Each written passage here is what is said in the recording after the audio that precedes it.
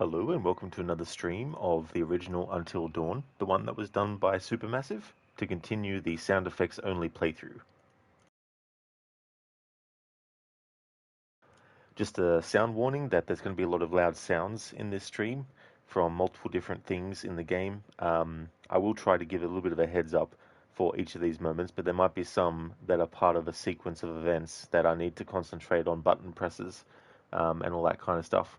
So just a heads up for sound being very, very loud throughout this playthrough. And we're going to continue on. I need to go back into chapter 5 this time around to cover all the changes that I can. I found out in yesterday's stream that when you go back and replay a chapter, you might think that your choices get erased from the chapters that come out after. But for some reason, the choices that were made after I finished the game the first time, even up until the end, were completely locked in because I had it to where Matt actually didn't get killed, and yet, when it got to a chapter after his death, I checked the butterfly effect and it said that he had died. And same with the choice between shooting Ashley or having Chris shoot herself. I redid it and chose for him not to shoot her. But then, when I got to this other chapter later, it went back to the previous save. So I don't know if that's the way it always has worked. Like if you go in and make a change for chapter 5 and then you play the chapter through, I was under the impression that you wouldn't get that. But maybe what has happened is I've replayed a chapter without finishing it before, and it still locked that in. But then again, why is it still locking in a choice that I redid and then just kept on playing without, anything? So with that in mind, I need to be careful about that. So I'm going to have to check the butterfly effect screen a lot more often. So we're going to jump back into the story. I can't remember where I was actually up to, so I'll just resume and see where it puts me.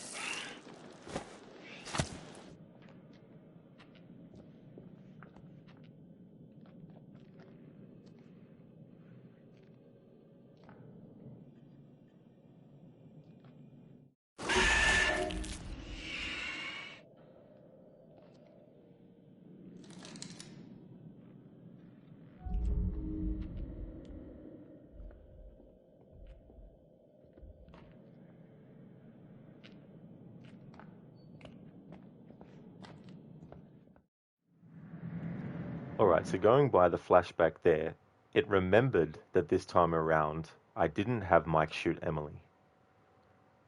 But that was a choice I made differently, having played the previous chapters of that on a replay and played it all the way through. So I don't know why it's remembered that, but has forgotten that I actually had Chris not shoot Ashley that time.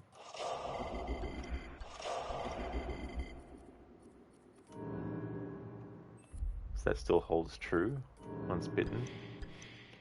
So what I want to do is see and progress and just sort of figure out what's happening with the character of Emily after Mike had the option to shoot but didn't.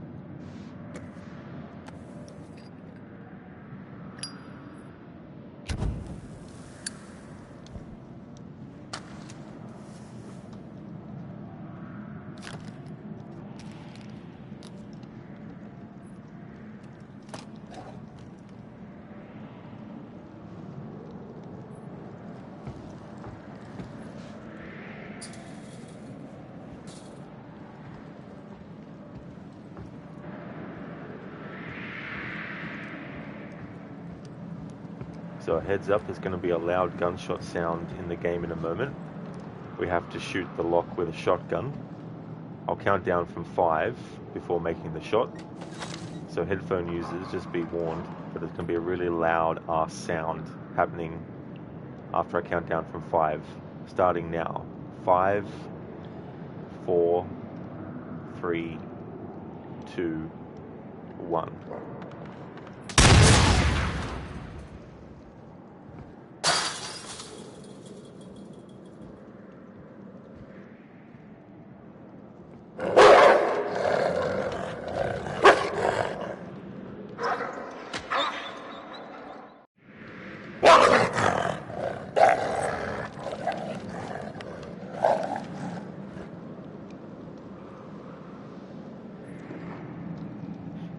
Hey there, Keone.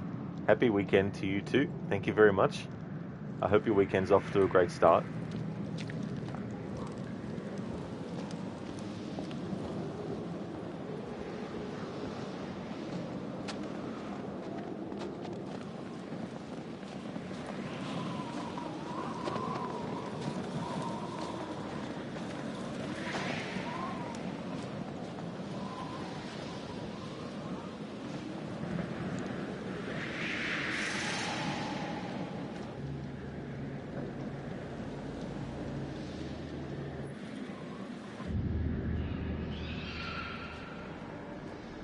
Oh, really, Keone? You're going to get hit by a typhoon soon? Holy shit.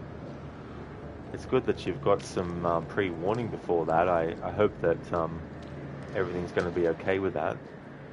Like, damn.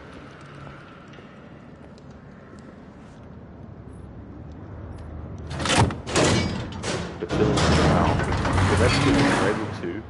And hopefully you've got, enough supplies and everything too, as well ahead of it.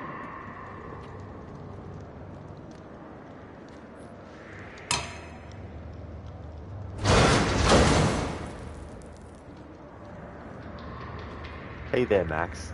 How's things, dude?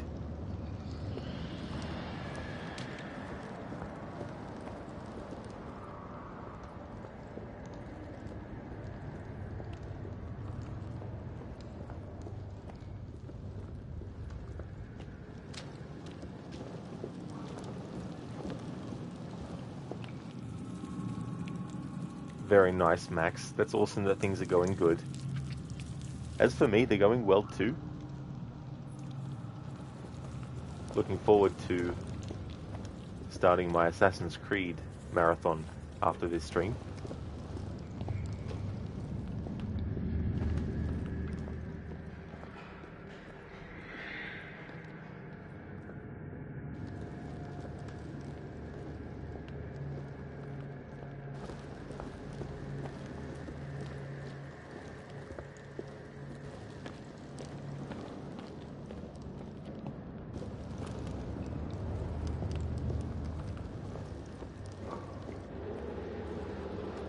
Coming up soonish, there's going to be another really loud sequence of events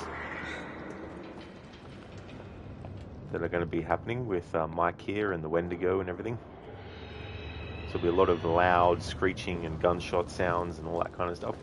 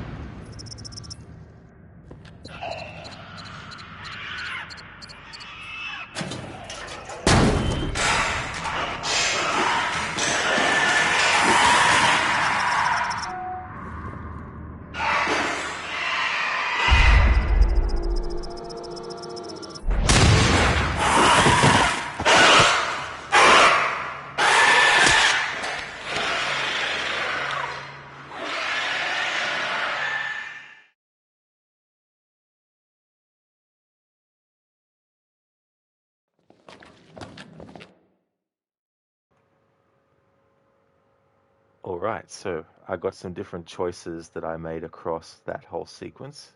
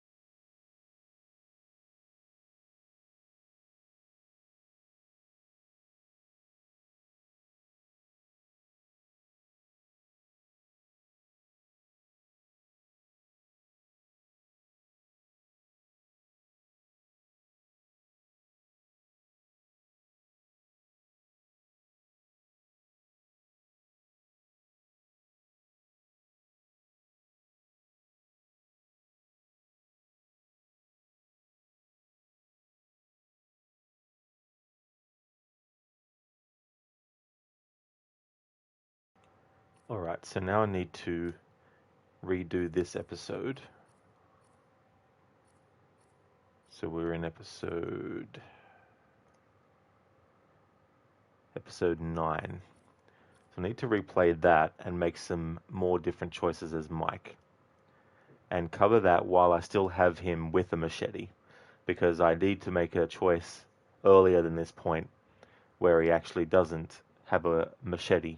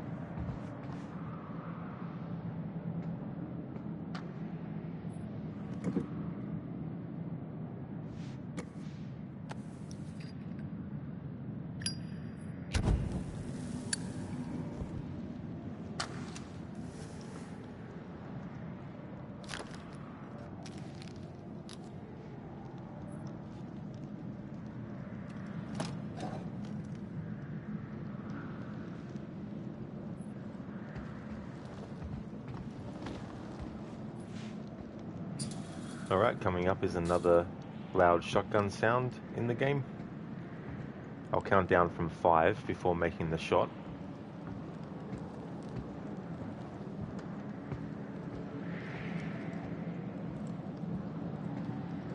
Alright, so there's going to be a really loud shotgun sound. In 5, 4, 3, 2, 1.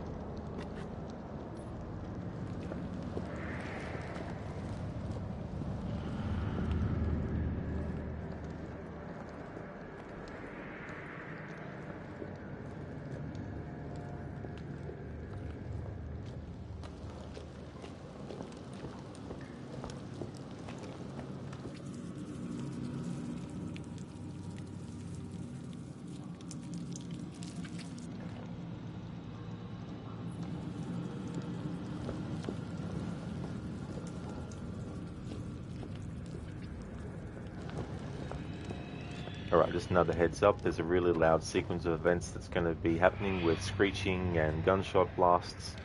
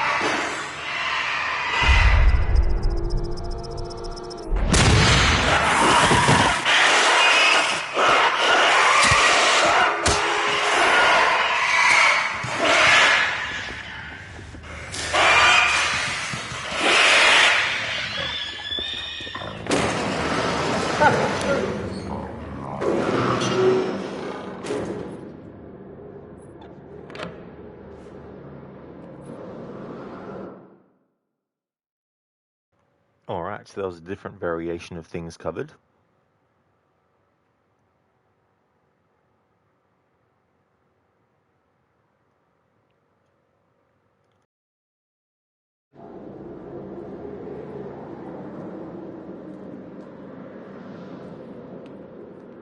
There will be some more loud sounds and stuff happening in the game soonish as well.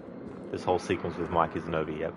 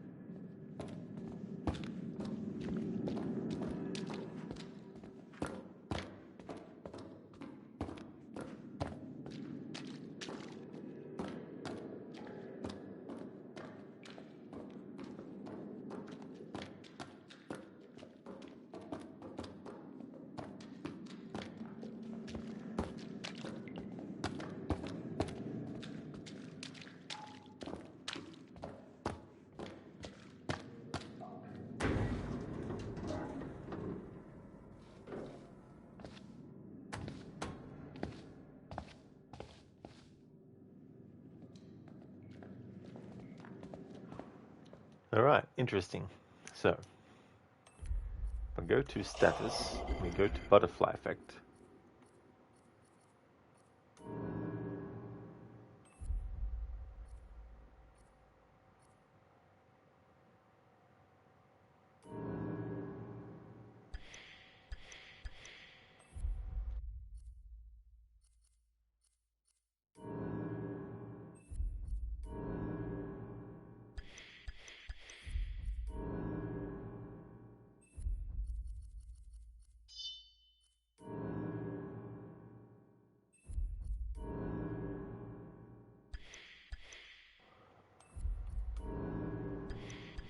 Still trying to work out the how and why of going to replay a chapter and then going to replay it again, but then changes not being affected, but then it reverting back to the original stuff. So I didn't finish out that chapter last time. I instead went back into the start of the chapter again and did some different things as Mike, but then it forgot that I had actually gotten Emily to live up until this point, and now it's gone back to when she wasn't alive still, and it's gone all over the place, it seems. But yeah, I could swear that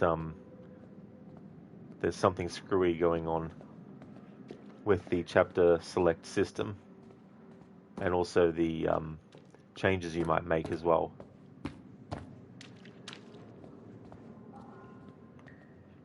So it seems if you want to see different outcomes within the chapter, you can keep on replaying it and seeing those different outcomes.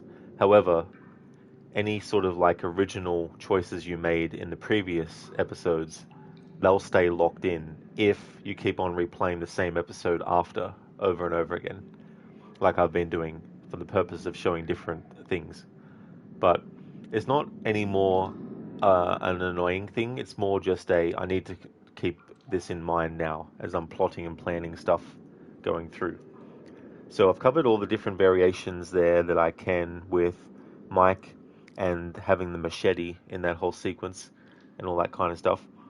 The chapter in which he can lose his fingers or lose the machete, depending on his choices, that is actually, let me see, that's in chapter 5, I think. Yeah, chapter 5, which is the one before what I just did. There's different variations I need to cover for that as well.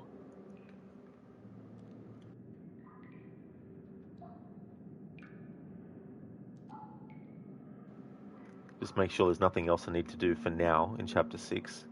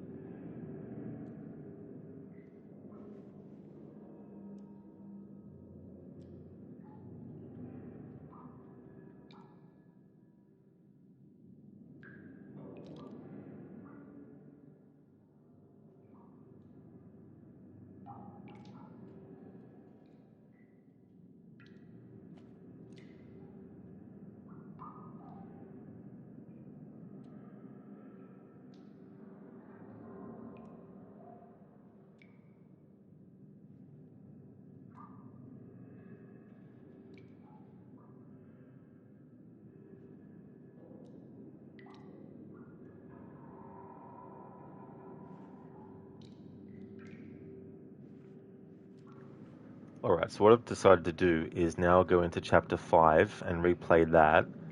And as Mike, he'll be exploring the sanatorium for the first time, and there'll be the opportunity to have him interact with the trap or not.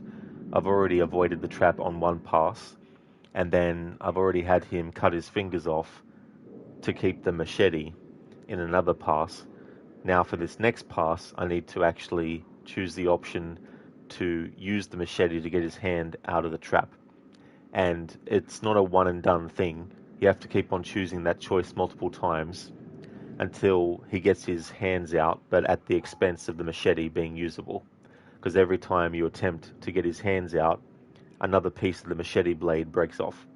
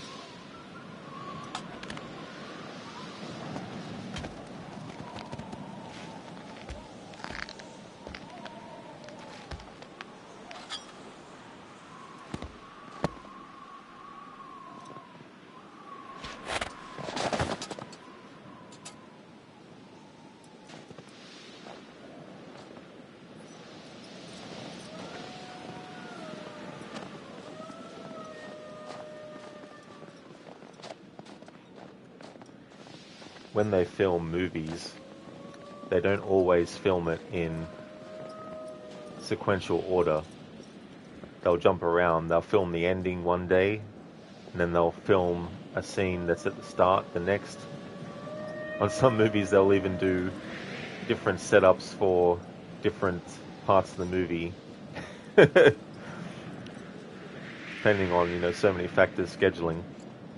So this approach that I'm doing with the sound effects only, because of how I have to consider how they've programmed the pathing based on choices and all that kind of stuff, it means when I'm actually doing this, I'm needing to jump around all over the place because certain choices that get made earlier affect things later, sometimes in very small ways that at the time you might not realize until the moment is upon you when you realize, oh shit, due to an earlier choice, the character doesn't have something that they could have had by this point. But that's not always apparent as well. But yeah, having to jump around, so we've gone through from chapter 1 all the way through to chapter 10. We got the ending where everyone survived. So that was the first pass of this playthrough. And then there was a couple of totems that I had missed, and I wanted to get them because they're related to not only individual sounds that happen within the flashback that you get, the premonition, when accessing the totem, but there's a video that if you get all the totems, it'll unlock the video in full. And I wanted to cover the video with some portion still not filled in because there was static involved. And then once I got the final totem, I wanted to play the whole video and get all the sounds in that video. And then, instead of going all the way back to the start of the game to then make different choices all the way through, I instead decided that I would make sure that I had the characters die at the earliest points that they can actually die at. And then, because that locks in several things as you go along, I would then be able to redo chapter 10 and backtrack from chapter 10 back to chapter 1 and trying to cover all the differences I can based on what was already locked in previously. But along the way, I've discovered that there's a bit of a... It might not even be a bug, it just seems like it might be a bug or a glitch with how they recognize a chapter replay. For collectibles, if you miss something in a previous chapter, you can just go to chapter select when you've finished the game, that is. If you haven't actually finished the game yet. Or, if you did finish the game, but you started a new game, then you won't be able to do chapter select again until you actually finish the game again. But once you unlock the ability to go back into previous episodes, anything that was collectible that you missed, you can collect it and not even have to actually finish out the level. You can just basically go to chapter select and go to the other chapter where you might have missed stuff. And it'll actually remember that you've collected the totem. Normally, if you do a chapter replay and you play chapter 5, for example, any choices that you made in chapter 5 originally, if you make different choices, they override the chapter. But then you have to keep on going forward. However, what I've been doing is I've been going into chapter replay sometimes within the same episode I've already done before ending that episode. And so what that means is there's some discrepancy in the game recognizing what choices have been freshly made. And instead it reverts it back to what was already locked in. So that's created a bit of confusion as well. But I still need to go through each chapter systematically back from chapter 10 and just make different choices within those different passes. And ultimately, though, there will be a pass that I'll have to do that is starting from scratch all over again.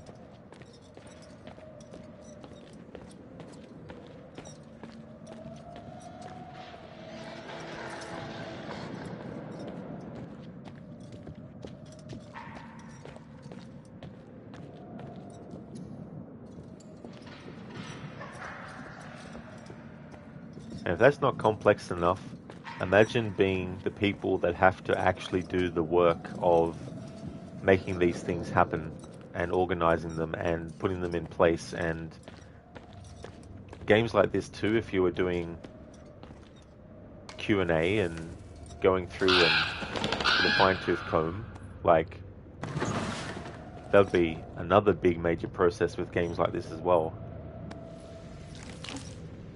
And the scope of this game is large, don't get me wrong, but you compare it to games like Detroit Become Human, and the scale of differences and outcomes and all that kind of stuff in that game is just insane. Especially if you look at the flowchart of choices. You might think you've covered everything, and then you look at the flowchart of choices and you're like, holy shit, there's this whole other massive branch of choices that I didn't make.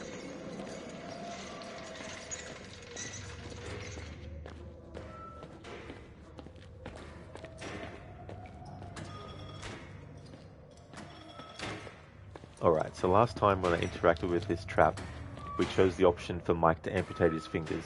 This time I'm going to keep on choosing the option to break his fingers out of it using the machete until he succeeds, but by that point the machete becomes useless, but I need to cover that part with the sounds.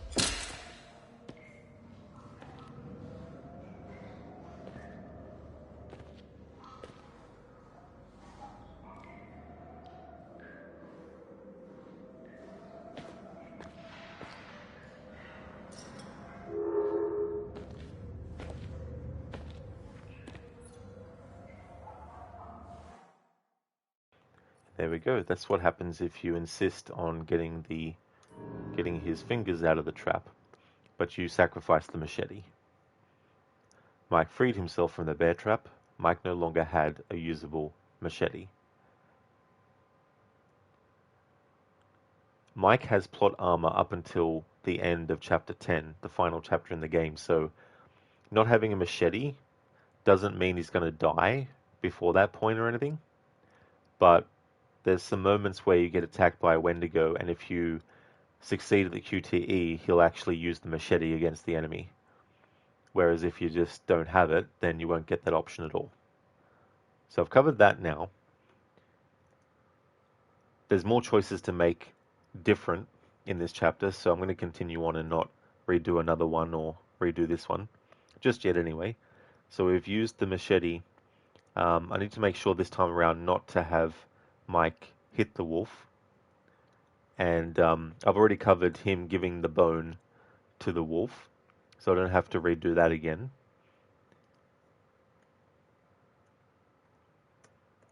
If you hit the wolf, but you get the bone for the wolf, it'll actually be friendly to you. So you can save it. You can salvage the relationship with the wolf if you make sure to get the bone and give the bone to the wolf. However, if you hit the wolf but then don't give the bone, then the wolf won't actually be friendly with you and won't guide Mike through the sanatorium. But what will happen, and what can also happen if the dog is friendly with you, is the wolf. I keep on saying dog, then wolf. It's a wolf. If you choose to befriend the wolf or not, there is still an opportunity for the wolf to die based on being attacked by a Wendigo and messing your QTE up. The wolf will actually come in and attack and then get killed. So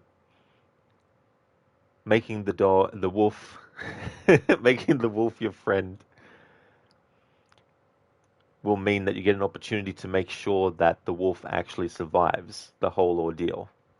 Because ultimately there's a moment where you have the option to barricade a door or escape.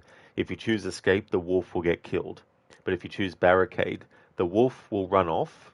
It won't jump down to where Mike is, but it'll still be safe because you'll check the butterfly effect and it'll say that the wolf survived. Anyway, what we need to do now is continue on in this chapter, and there's certain other different changes I need to make as we go through.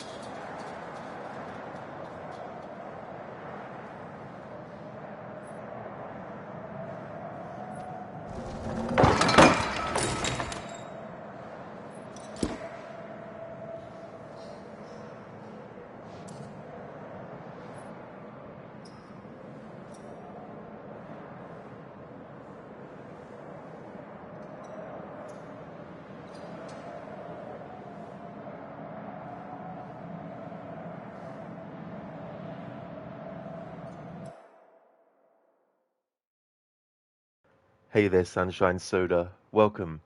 Thank you very, very much for the 165 stream streak. That is excellent. Thank you very much for that.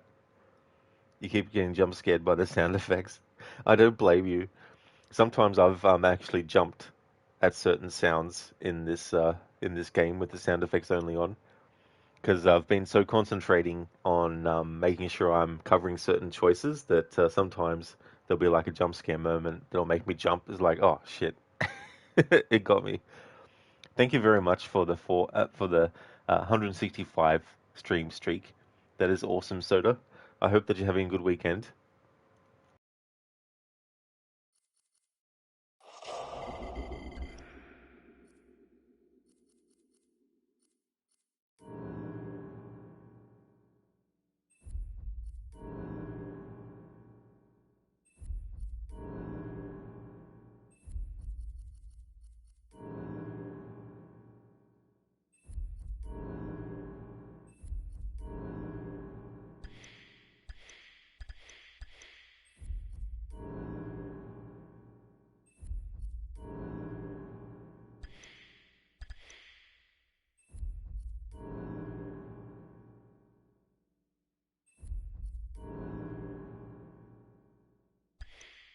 Soda, yeah, you kicked your desk a few times, lol. It's been a good week so far. You're hoping for warmer weather, though. It's been cold here still.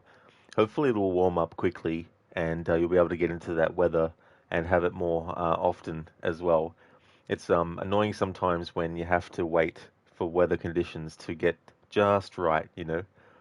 But I don't blame you though as well for kicking desks and like because reflex actions and all that kind of stuff.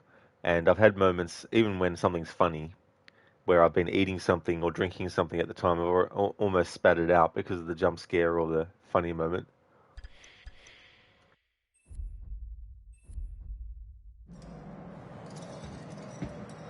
Speaking of loud sounds, there will be a gunshot sound in this game coming up in a moment. In fact, this door right here. So I'm going to count down from 5, and then when I finish the count, that's when I'll make the shot.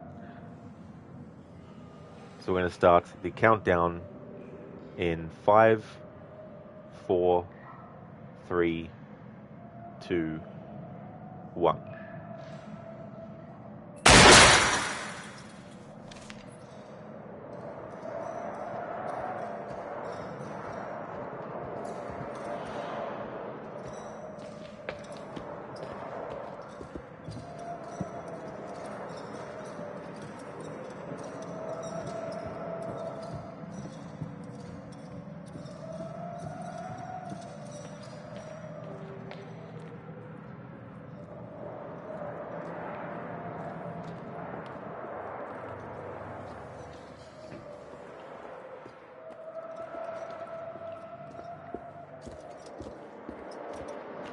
Alright, so coming up is another really loud sequence of events with the gun and the padlock.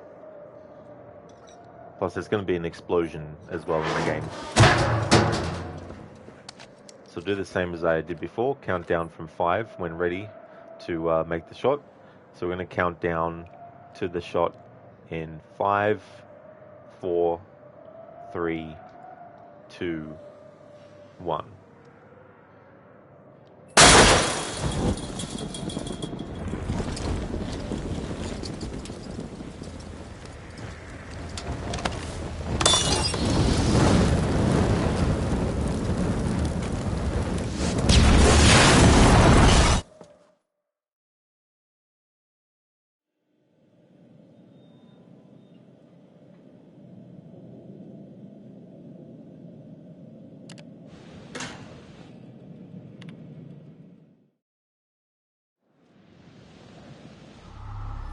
Okay, so this time around, when it comes to choices to do as Matt, I've already covered his deaths with the cliff and all that, and also when he gets taken by the Wendigo and either doesn't have the flare gun to defend himself with, or if you have it, you fail to do the QTE, so I covered both of those. And Whether Matt has the flair to even use depends on a choice that happens in this chapter, which is chapter 5, but it doesn't play out straight away. And it's to do with going to the radio tower. Emily wants to go, and you get a choice as Matt to either agree or disagree. If you choose to agree to go to the radio tower, and as Emily you get the flare gun, and you decide to give it to Matt, he'll fire it straight away, which then means neither of them can use it, which then means that Emily will get bitten by the Wendigo, and Matt won't have a defense against the Wendigo that attacks him. So the first key thing to choose is in chapter 5, and so if you want to have the option to give Matt the flare and he doesn't actually fire it off at the sacrifice of Emily getting bitten, then you need to disagree to go to the radio tower as Matt in chapter 5. And then when you get to the radio tower and you get the flare gun, you'll be playing as Emily, and then you can choose to keep the flare gun for yourself, for Emily, or you can give it to Matt. And in that way, Matt won't actually fire it off straight away, and he'll have it with him when he gets attacked by Wendigo. What's tricky about this is when covering different variations of later stuff, I need to keep this in mind while I'm going through. And if I have a look at my notes for this part, I made sure to make note of the choice of agreeing or disagree. So if Matt agrees, then later Matt will shoot the flare when Emily gives it to him. If Matt disagrees, then later Matt won't shoot the flare when Emily gives it to him. So I've already done the passes where he had disagreed, but I haven't covered the parts where he actually has agreed. But there's another consideration I need to make as well. In wanting to show all the characters' deaths at each point where they can die, I need to make sure that Matt actually survives the Wendigo and has the ability to shoot the flare gun. Because there's another point later where you play as Matt again, and whether Jess is alive or not, you'll play as Matt if he's survived, and he has to explore the mines and everything. But if Jess is still alive, then he'll meet Jess in the mines, and then you have an opportunity to either save Mike and have Jess die, or you can save both of them, or you can have both of them die. So the choice in chapter 5 has far-reaching potential repercussions for Matt's character in two different parts of the game as well. But on a first playthrough, there's no way you would know this unless you've watched a guide or whatnot. But I think the majority of people's first playthroughs, Matt dies by not having the flare gun to use when the Wendigo attacks him, and he gets killed by Meathook. Now I need to work out exactly what choices I need to make this time around to cover things later.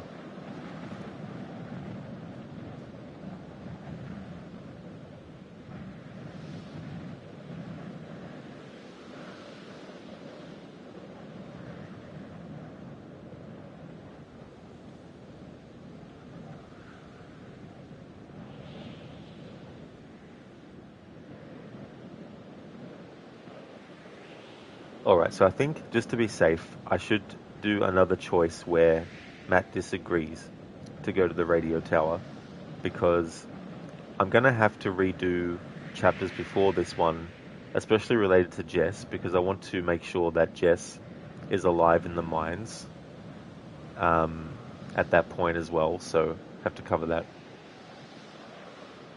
But then again, thinking back to the first pass through where I had all the characters survive, I've already shown what happens if Jess survives. Because she's in the mines there, and Matt ends up there too. So in the first pass, I would have actually chosen disagree. Or maybe not, I don't know. My note here says that on the first pass, help Emily through the window, agree to go to the watchtower, radio tower, and then do the QTEs. So the first pass through the game for this playthrough, I must have just chosen agree instead of disagree. Then on the second pass, I chose disagree. Third pass, chose agree. Fourth pass, chose disagree. Fifth pass, had disagreed. Yeah, so sixth pass was when Matt was there to hit the deer or not. And then seventh pass, I had Matt disagree. I don't know. I reckon, okay, so I chose agree. So I've already done that part. So I've already had him agree.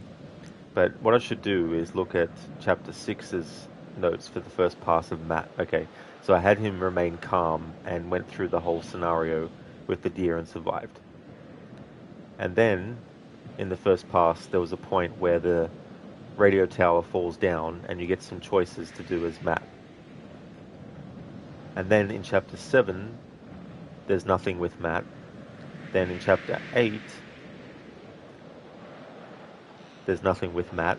Then in chapter 9... Hang on, no.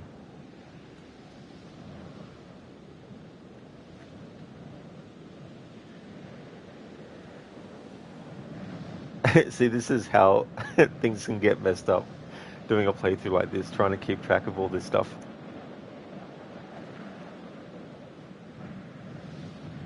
Just to be safe, I better go and use the guide I've been using just to double check some stuff.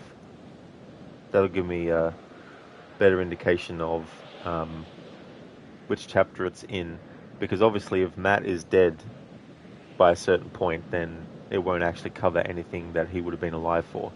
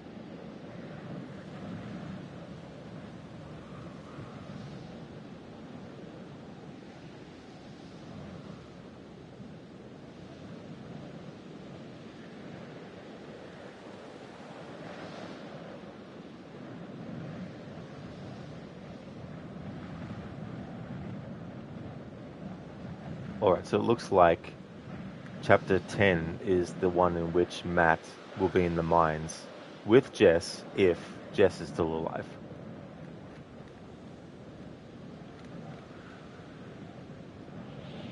Yeah, here we go. So it's in chapter 10. Alright, so if you manage to get Matt to survive everything and he's still alive before chapter 10, then he's going to be in the mines and he's going to meet Jessica if she's alive. But if she's dead, then it'll just be Matt on his own.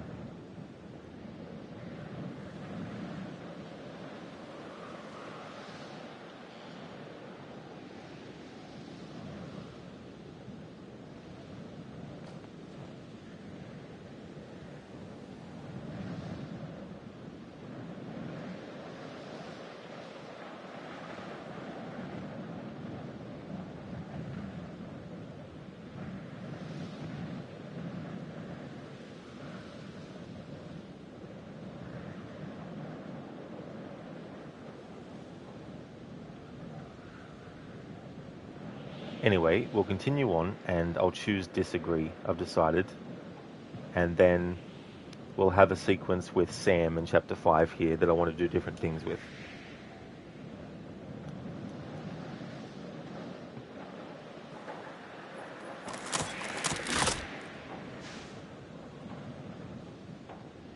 Okay, so there's going to be some loud sounds coming through in the game with Matt going to chop the door down with the axe.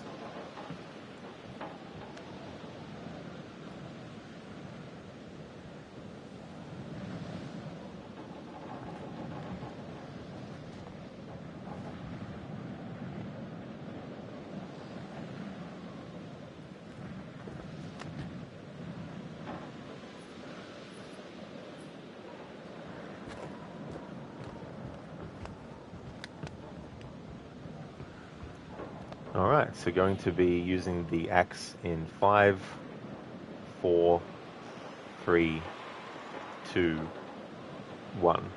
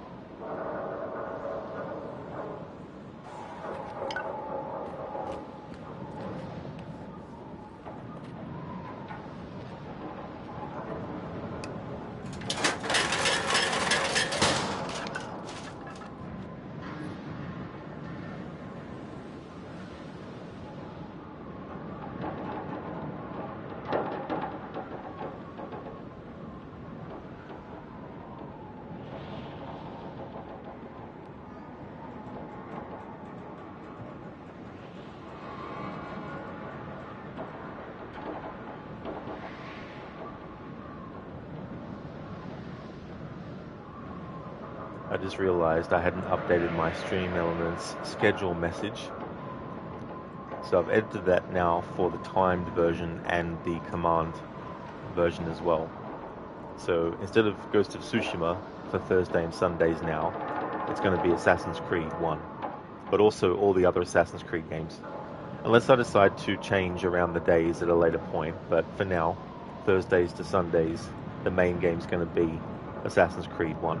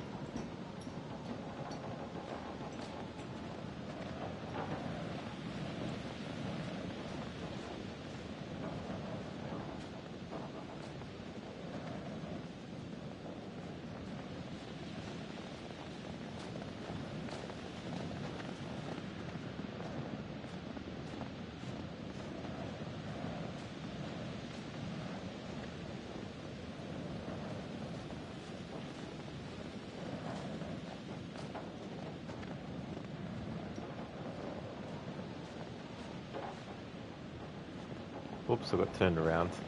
If you go back this way.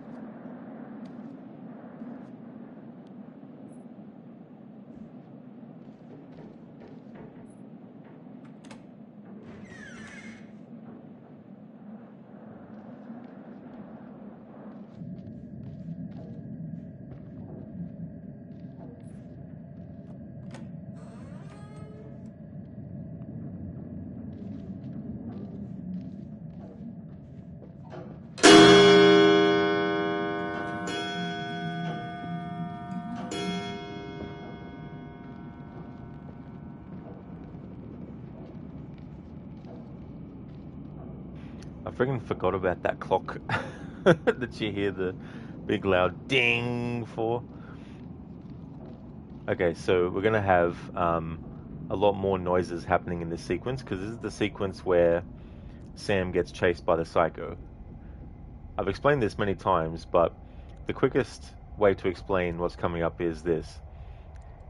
If you do all the right things in this sequence, and if you get all the QTEs, when Sam gets to the final part of the chase, whether she actually gets captured at that point or not is solely dependent on whether or not in Chapter 1 you shot the squirrel as Chris. If you shot the squirrel as Chris, then Sam won't ultimately escape.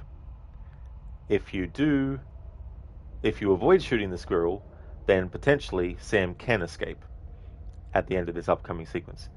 But I've locked it in at this point that she's going to get captured no matter what. But within that, there's certain things I'm going to try and do this time around that I fucked up last time, but not in the way that it was wrong to get that outcome at all, but I didn't want to get it then. I wanted to get it, I didn't want to get it later, I wanted to get it then, but now I have to try and get the one that I wanted initially as well, this time around. Hey there, Ironhide, welcome. Potentially. Yeah, it's one of those situations where, let's say you don't shoot the squirrel as Chris. At any point in this chase, Sam can get captured if you make the wrong decision, or you mess up a QTE and don't have like a baseball bat as backup. It's one of those kind of, situations. Because this wound that you see on her head, it actually opens up again during the chase sequence if she got scratched by the bird in the first place, and that only happens if you shoot the squirrel as Chris.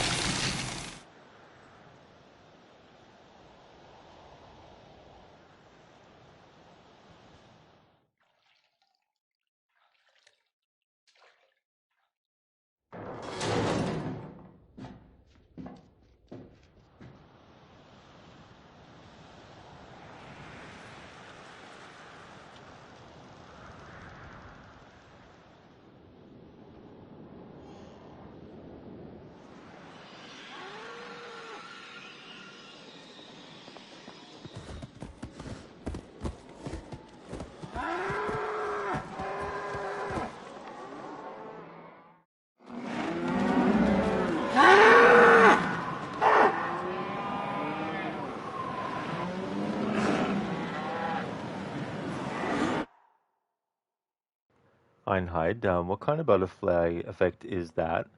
Wait, was the door squeak in game? Also, no subs. Also, it seems a bit goofy when there are no dialogue. Yeah, I wanted to focus solely on just the sound effects, so that meant taking out the dialogue and music. Previously, I did a music tribute playthrough where I took out all the dialogue and the sound effects, and so I wanted to do a similar thing, but just with the sound effects. And for the music tribute playthrough, I had subtitles on, but for this playthrough, I decided not because I just wanted it to be purely just the sound without any other visual kind of stuff. But yeah, that squeak might have been in the game. But as for that butterfly effect, I can definitely check them to see what one that was. That was related to the run or hide. Sam got herself caught. Although there was something that happened when I threw the vase, but I think due to the nature of the chapter select and everything, it's messed up with some of the earlier choices.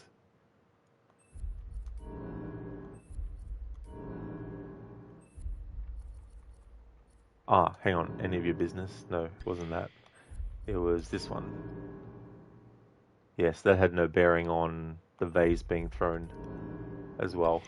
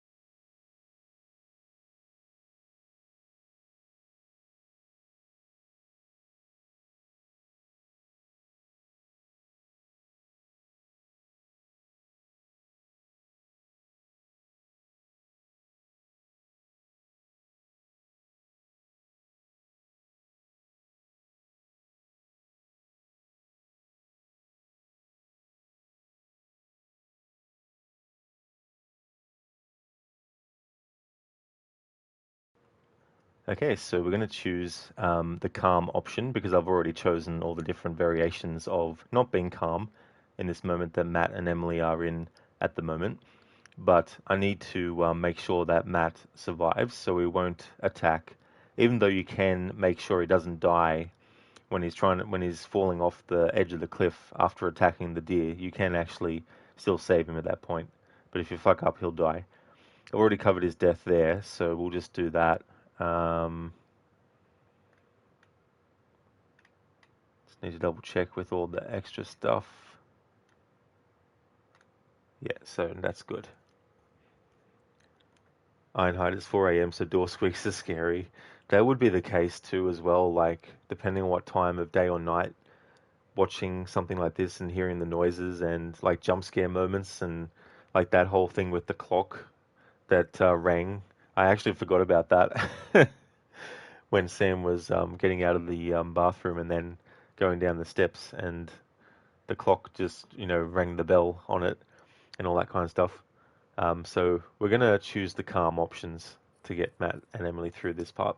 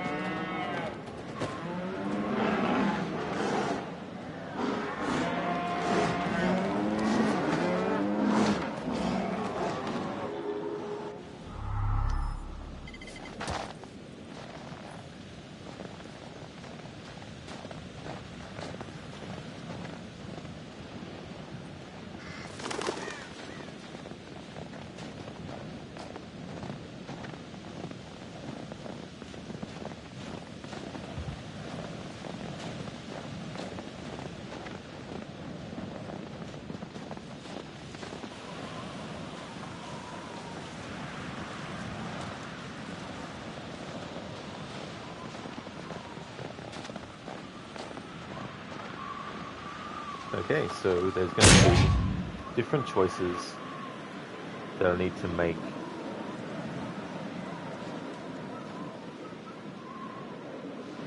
They relate to the flare gun, and I need to have Matt be alive.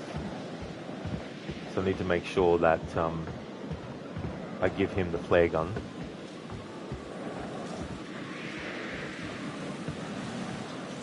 Because I chose to disagree with Emily to go to the radio tower, it means that when I find the flare gun and give it to Matt, he won't just shoot it straight away, which can happen if you had him agree to go to the fire tower, the radio tower, which I don't know what the reasoning is they went with, deciding, hey, we'll make that what determines whether he shoots the flare or not.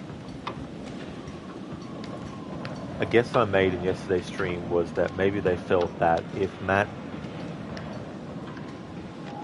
had doubts about the radio tower initially, and then presented with the option the player chooses for him to disagree, then perhaps Matt is like, right, I still don't trust the radio tower. And so maybe when he gets the flare gun, he doesn't shoot it because he's like, well, this might come in handy later. That's my only sort of guess. Would definitely be interested to know what the reason was to make it that disagreeing with Emily to go to the radio tower guarantees that he won't shoot the flare when given it.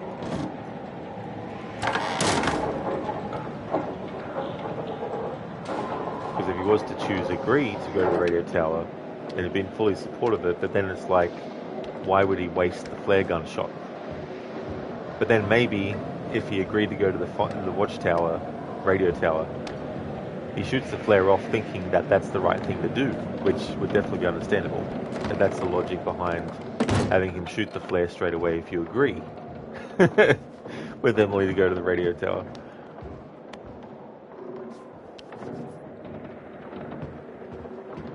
Speaking of the flare gun, we need to actually go and get it.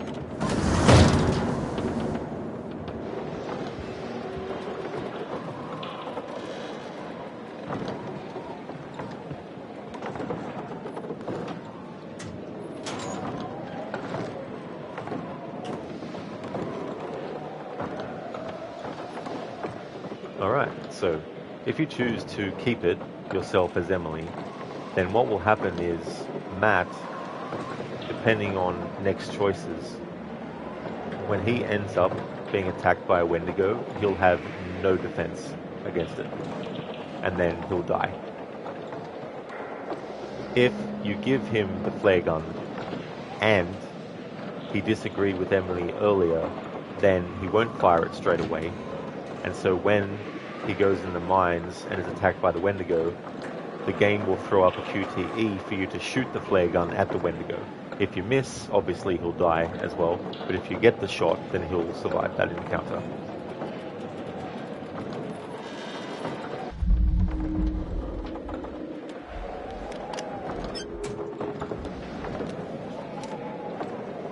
There we go, so he put the flare gun away. So when I get to the point where he's in the mines against the Wendigo, we'll make sure to shoot the flare.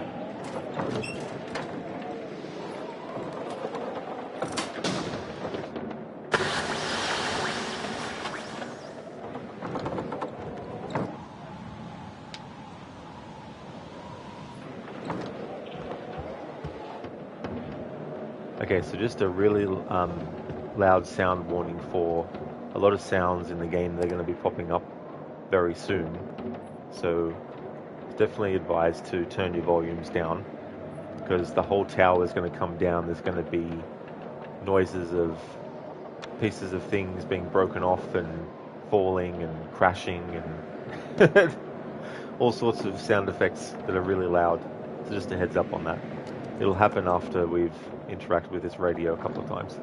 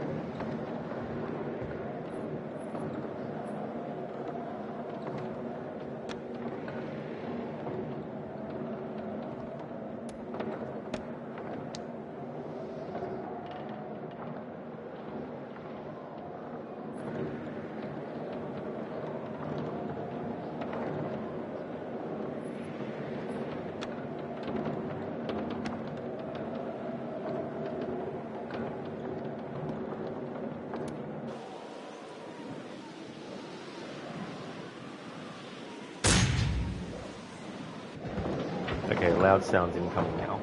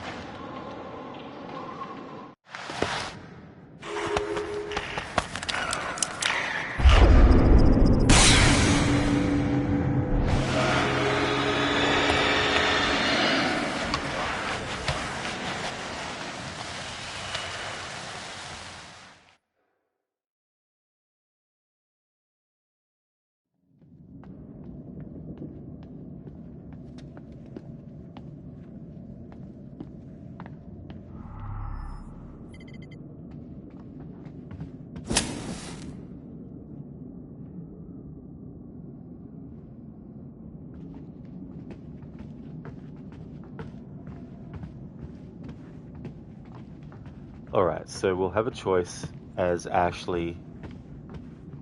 No, wait. As Chris in this chapter.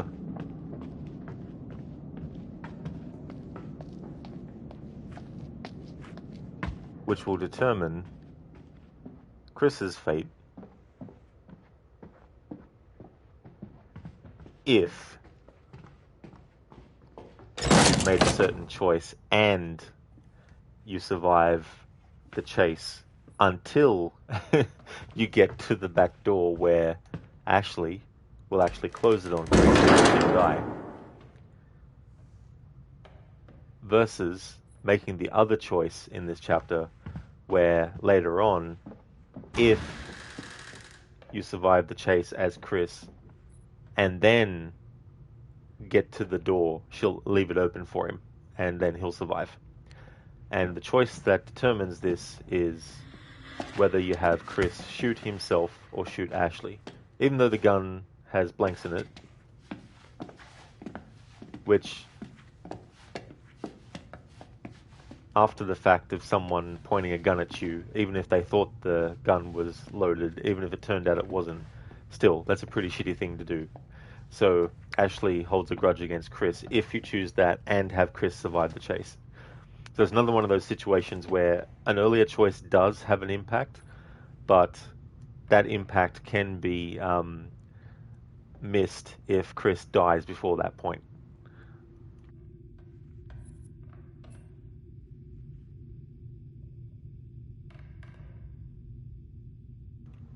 So the last time I did this in the playthrough, I chose do nothing, which is the same as Chris shooting himself.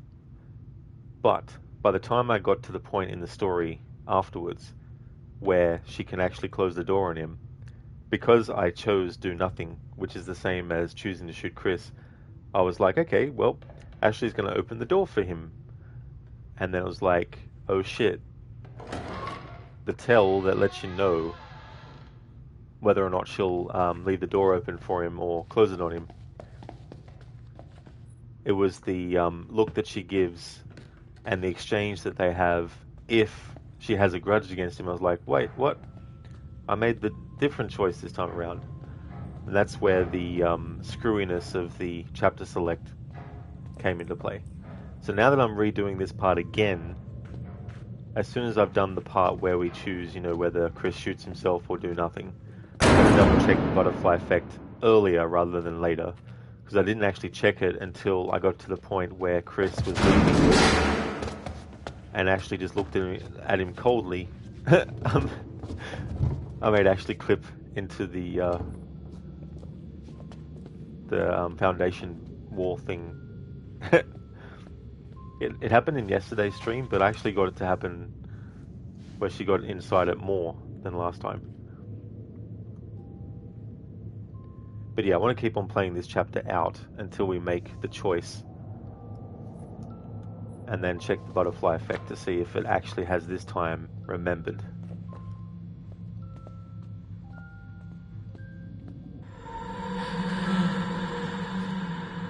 Oh, I always forget to say, in this sequence there's also some really loud sounds coming from fake ghosts and all that kind of stuff.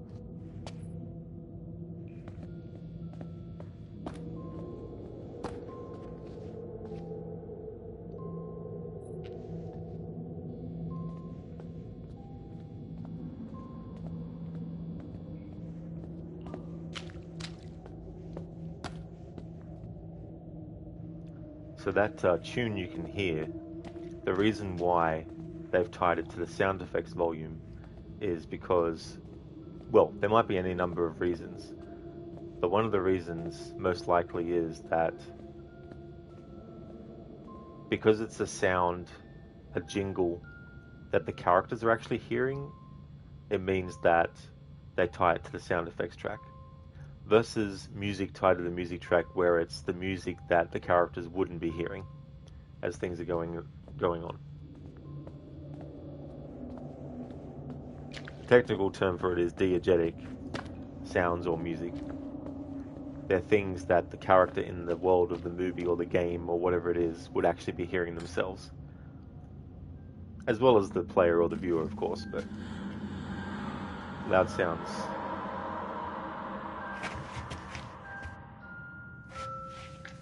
Loud noises.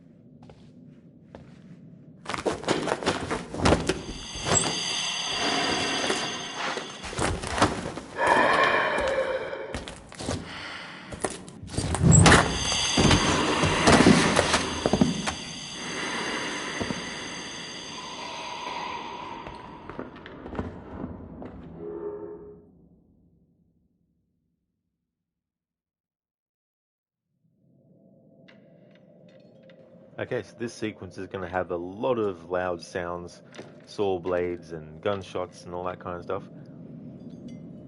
We're going to make the choice this time to have Chris shoot himself. Last time I chose do nothing, which gives the same outcome. But we'll choose to have Chris shoot himself because it'll be quicker.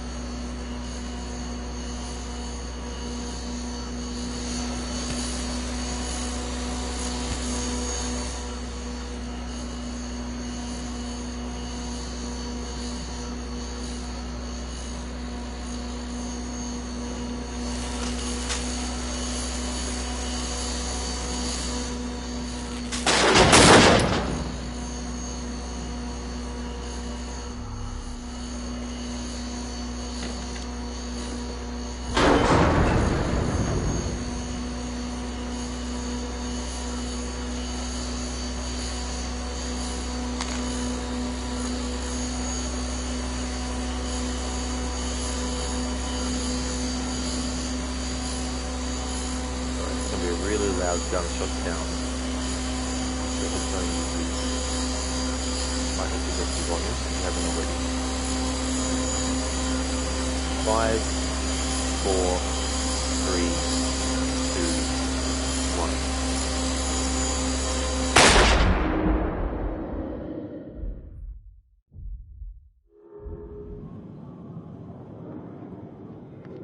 1. Alright, so we made that choice. When this chapter is finished, I'm going to go into the butterfly effect screen to see what the outcome shows us. Because last time around, it ended up reverting back to the previous choice that I had made initially. Even though I made a different choice actively. And I even checked the butterfly effect after that happened, and it had gone through, so after this chapter is finished, we'll have a look and see.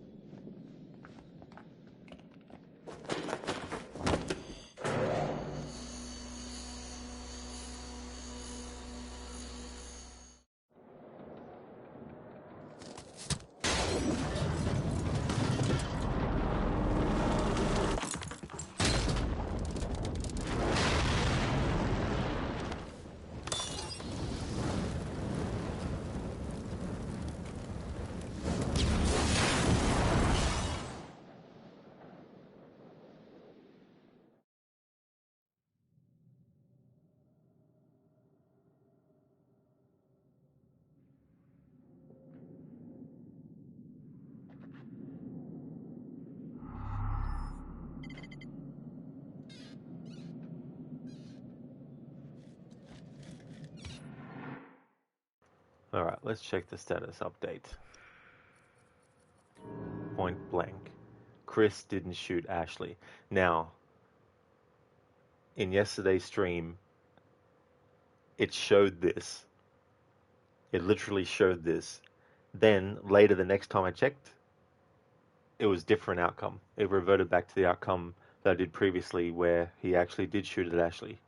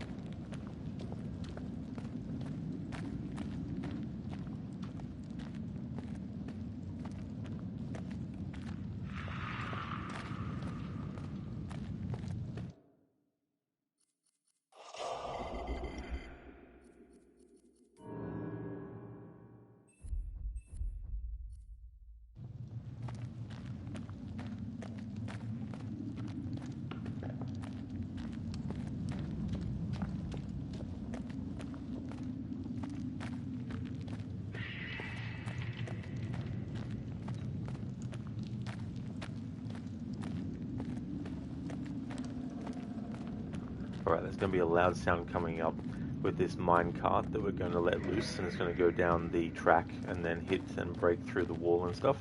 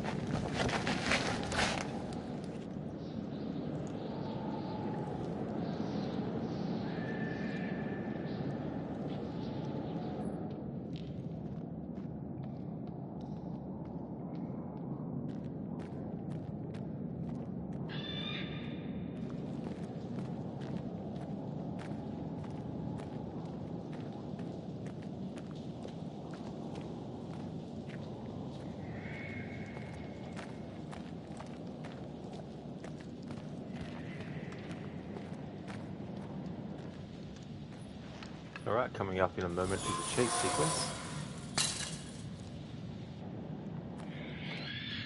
Don't need to worry about showing the failing of it versus the getting of it, but we're just going to show a failing of it just to, well, get it done.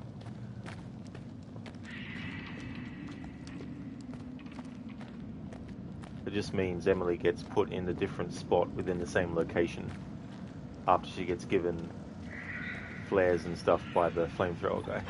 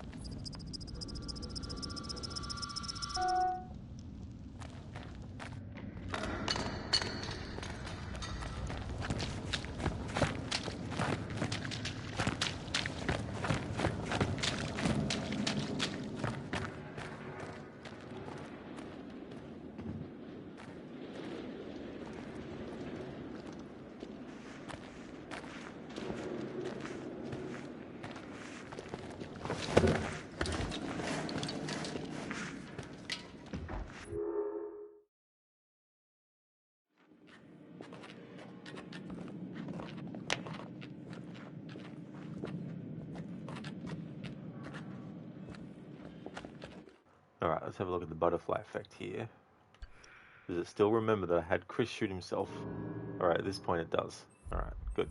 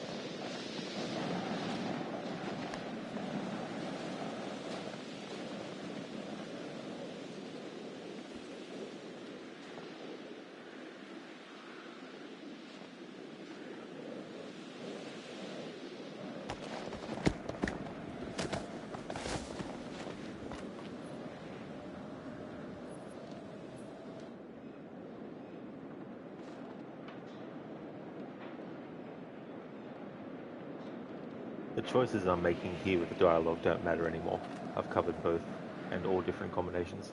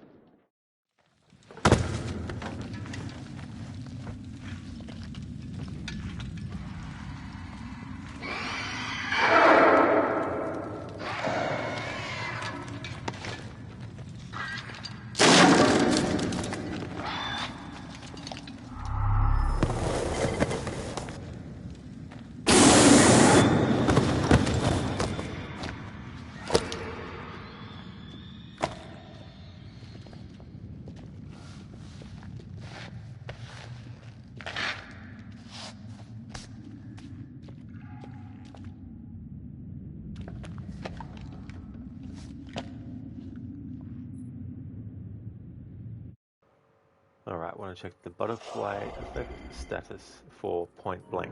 Okay, it's still saying that Chris didn't shoot Ashley. That's good.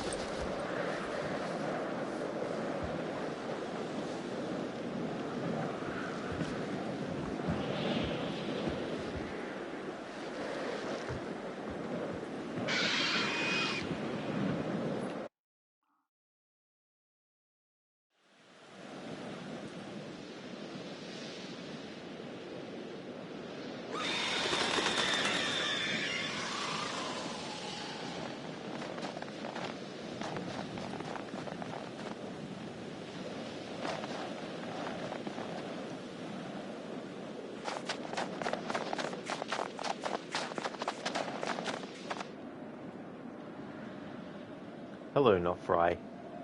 How's your weekend going?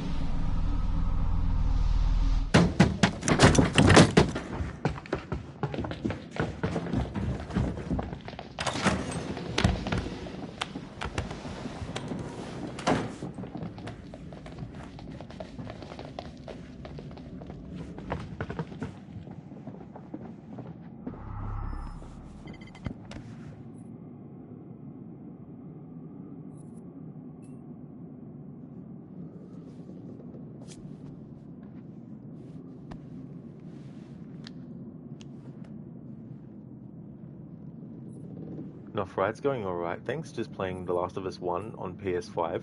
Then you'll probably continue your game of The Last of Us 2 after. Very nice, that's good to hear.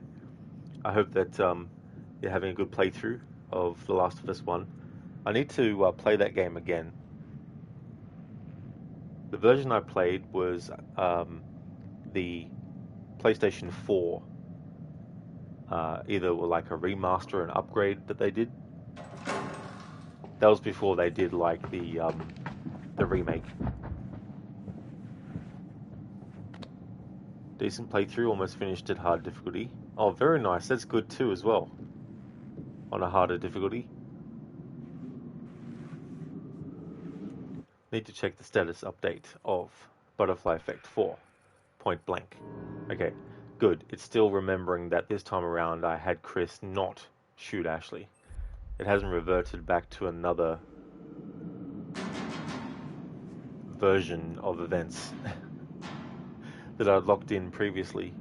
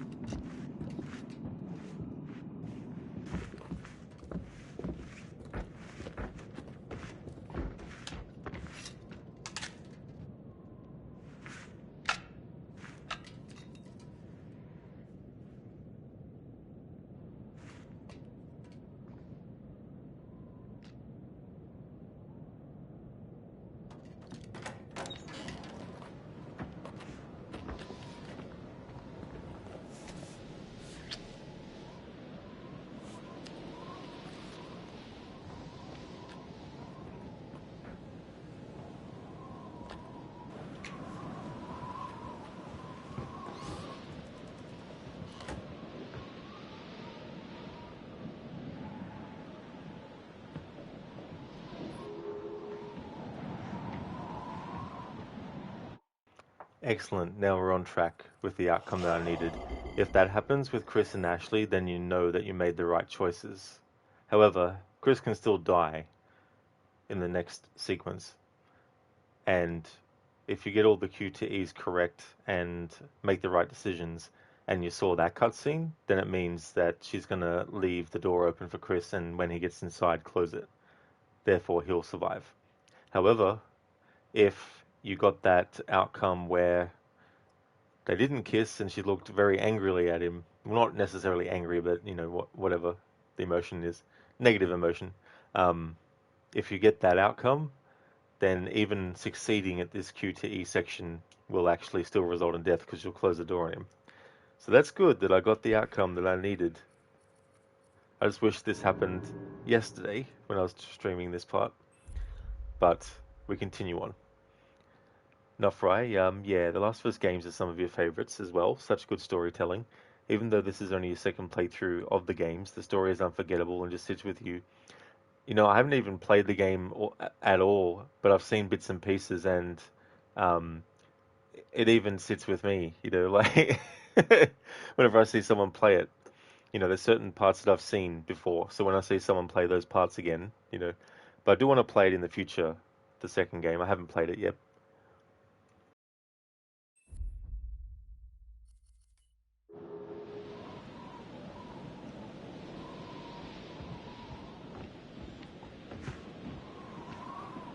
No, for our story's so good and heavy that you couldn't immediately start another playthrough of them. That's how hard they hit you. Oh yeah, I'm the same with some games too as well, where it's like just have to let it sit for a while and then come back at a later point to do another playthrough.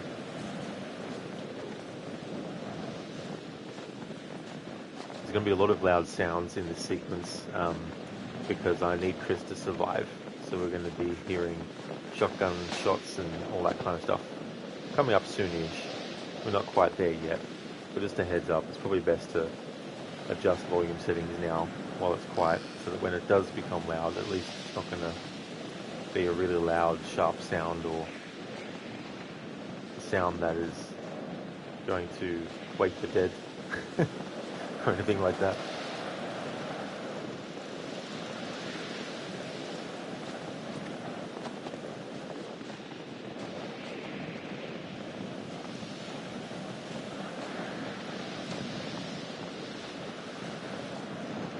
Plus, there could also be explosion sounds and stuff as well.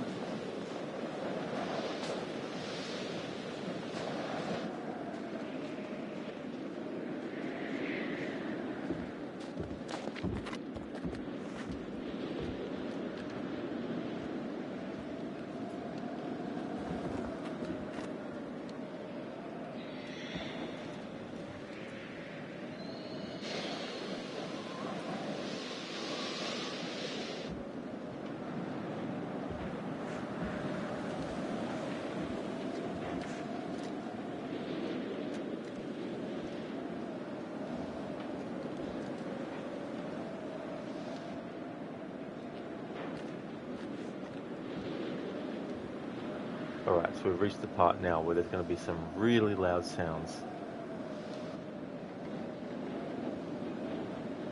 I'm going to fail this don't move that pops up on purpose, because it doesn't end up in Chris dying. However, the other choices afterwards will. I'm not careful. So yeah. Incoming loud sounds.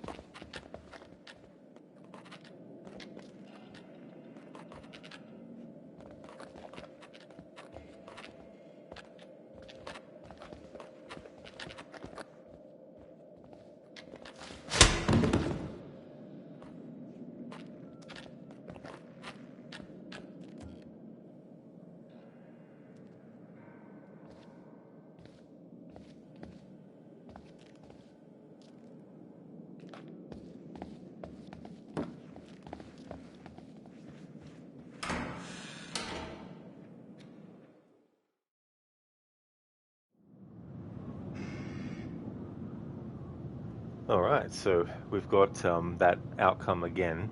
This time it remembered what I'd chosen to ensure that Chris getting through the sequence meant he actually survived ultimately. Um, we got the Emily slapping Ashley again because we had Ashley own up once she found out, after Mike threatened to shoot Emily. Um, she found out afterwards that getting bitten by the Wendigo does not turn you into one. It's not like when you get bitten by a zombie or a vampire or a werewolf where you turn into one. And so obviously Emily is really upset and slaps Ashley. Later on in the final sequence, when or if you've managed to get the characters of Chris, Emily, Ashley, Sam, and Mike to the final sequence. Sam and Mike are guaranteed, no matter what you do in the game, to get to the final sequence. What will happen is, if Ashley and Emily are still alive at least, and the whole thinking that biting turns you into Wendigo scenario happens, basically, as they're escaping, Emily will push Ashley out of the way. So I want to get that variation of that final sequence. So because it's remembered what I wanted to have happen between Chris and Ashley, then hopefully it's going to remember what I just did. So I may as well keep on going from this point. But once this cutscene's finished and it goes to the next chapter, I'll have a look at the butterfly effect and see if it actually locked in what we just got.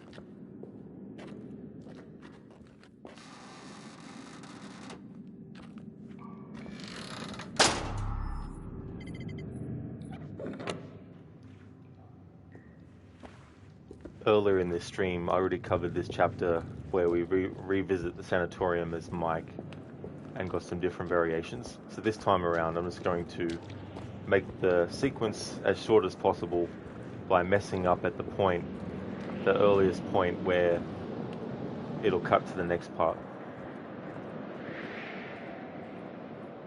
There's no point in playing out the entire chapter of Mike in the sanatorium the second time around to where he escapes. Because he escapes anyway. It'll show you like scenes of him almost looking like he's going to die, but he doesn't get killed. Mike and Sam have plot armor up until the final sequence of the whole game.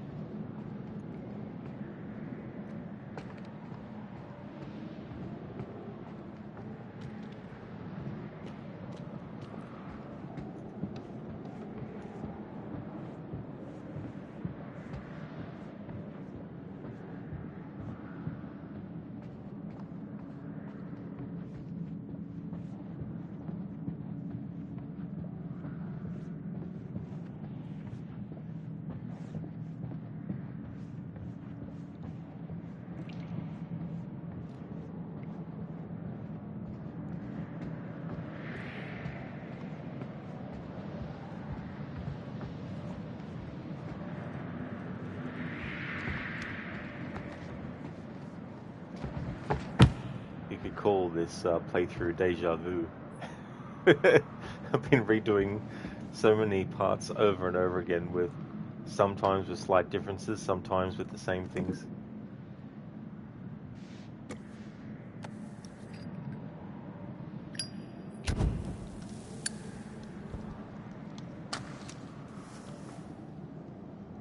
Sometimes you can get an action done without the prompt even appearing. Like, I was just going left and right on the trackpad on the PlayStation controller when Mike needed to light that torch, and the prompt didn't even appear because I was just doing it so quick. So that's good to know. So I wasn't sure.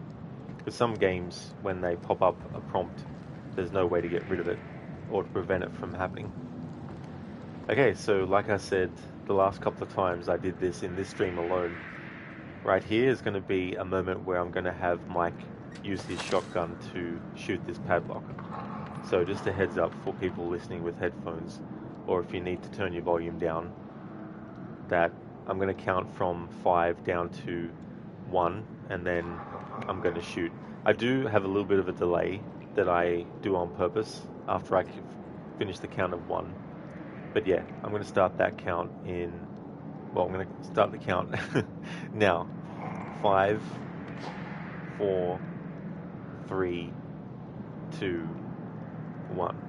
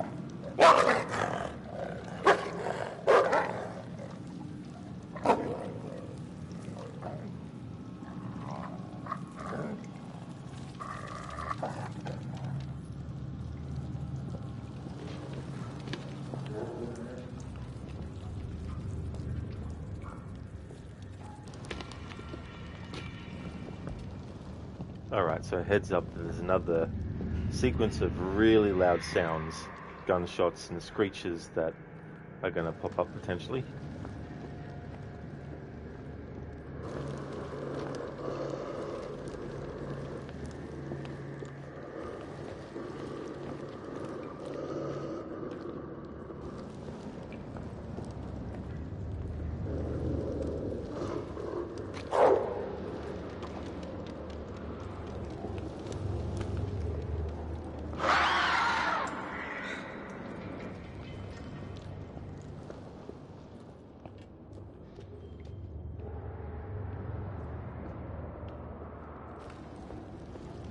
Alright, loud sounds incoming.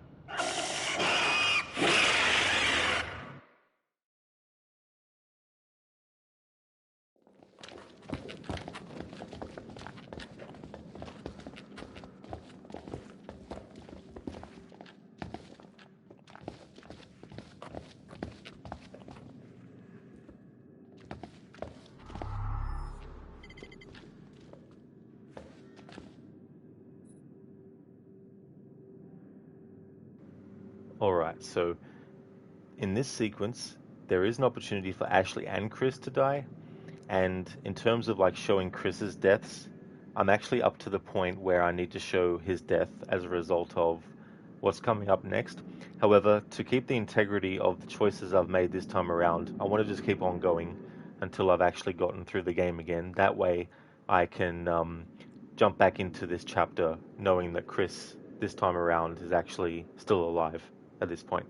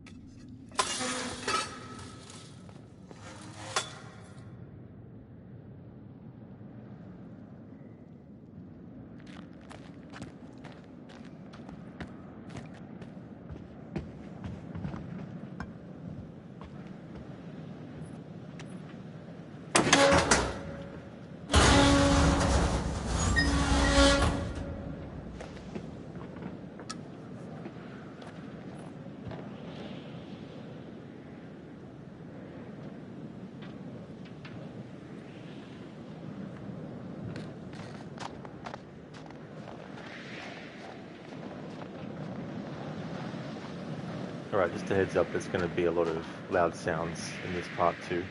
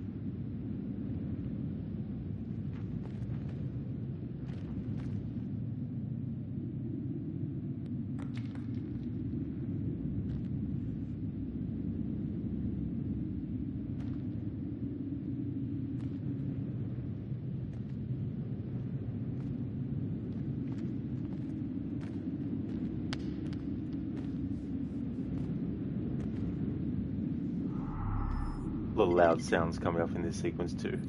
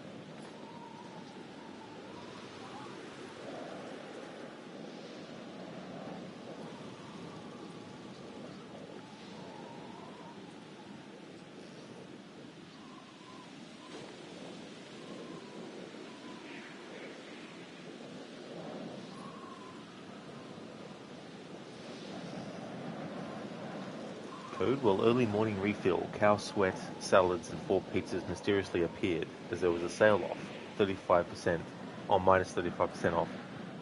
35% off. Well, that's good to get bargains when you can. And sometimes you don't know about it until you actually go out and have a look. Sometimes you might miss them, depending on stuff. But that's good you got everything refilled. How's things going, Code?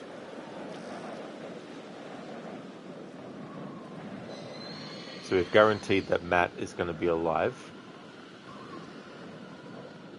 I'm hoping that I'm going to get the outcome in the final sequence where Emily will push Ashley out of the way. Because I got the outcome where Emily got bitten, and then Ashley and Mike thought that getting bitten by the Wendigo turned you into one, and Mike was going to shoot Emily. I chose to have him not shoot, and then Ashley reads the journal, and then I chose to have Ashley confess after reading the journal that she finds out that getting bitten by a Wendigo doesn't turn you into one. And when Emily finds out that she was almost killed for no reason, she slaps Ashley. And then later, if Ashley is still alive, that is, because she can die between that point and the final sequence. But if she makes it to the final sequence, then Emily will push her out of the way when they're escaping from the Wendigo. So it'd be good if I can get that, because then I've covered that potential sound effects moment. But I don't know if it's going to be a moment before the earliest you can mess up as Sam or not. Code cow sweat equals fatless milk. And okay, Dead Snowdrop's got green lighted somehow and is in testing phase. Oh, that is good.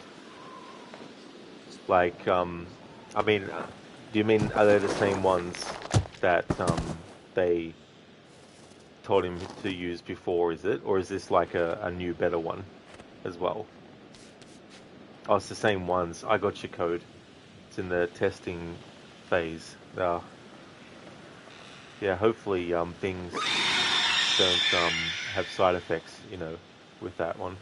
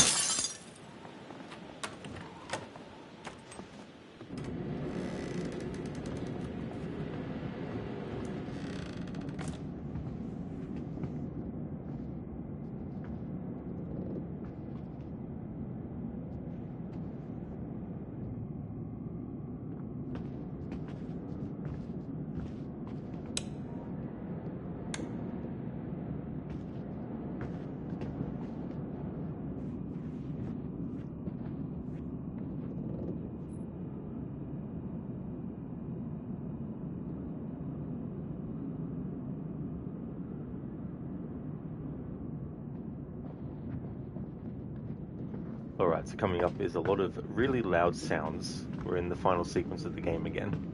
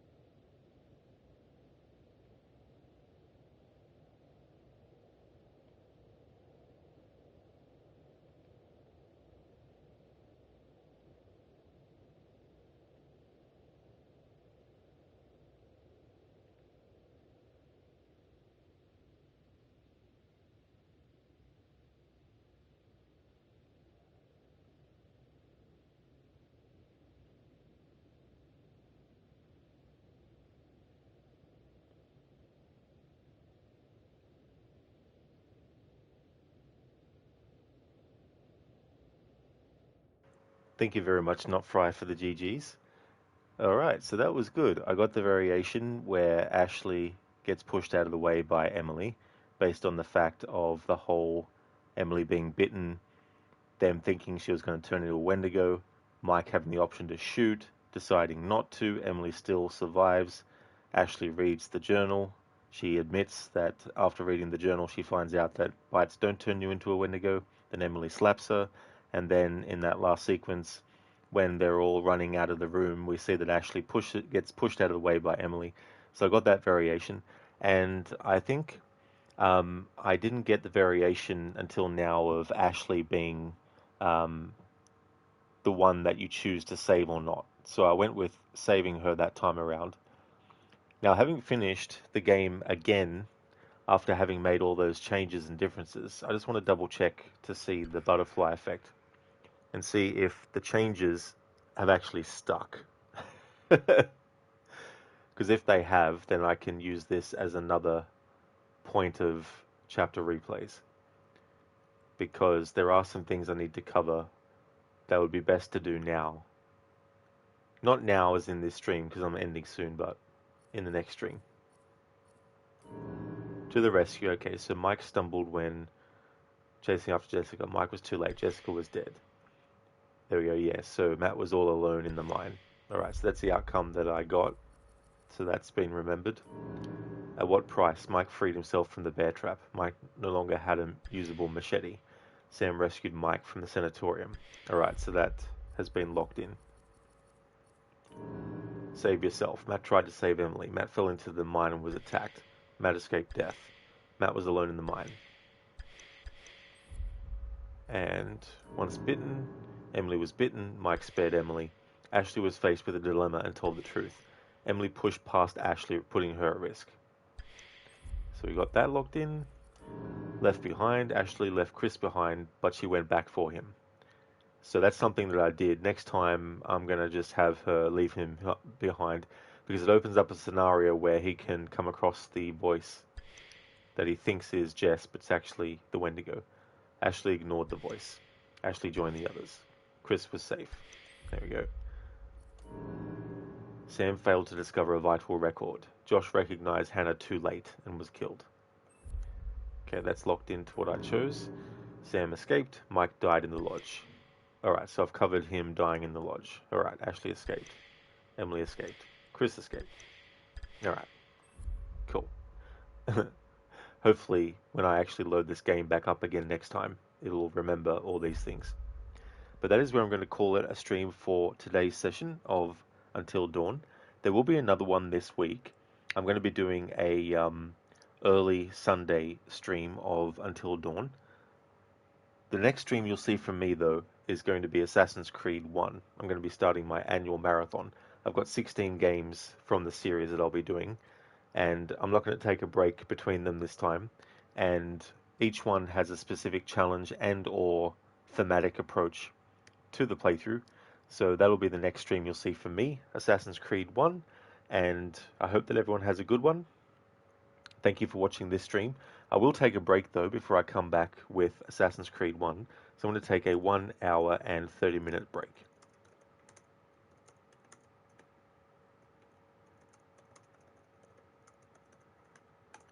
And then I'll be back with that game. Thanks again everyone for watching, especially a playthrough like this kind, where I'll just have the sound effects on. I'm probably the only person in the world who's decided to do a playthrough like this with this game. But thank you once again, and I'll be back in an hour and a half with Assassin's Creed 1.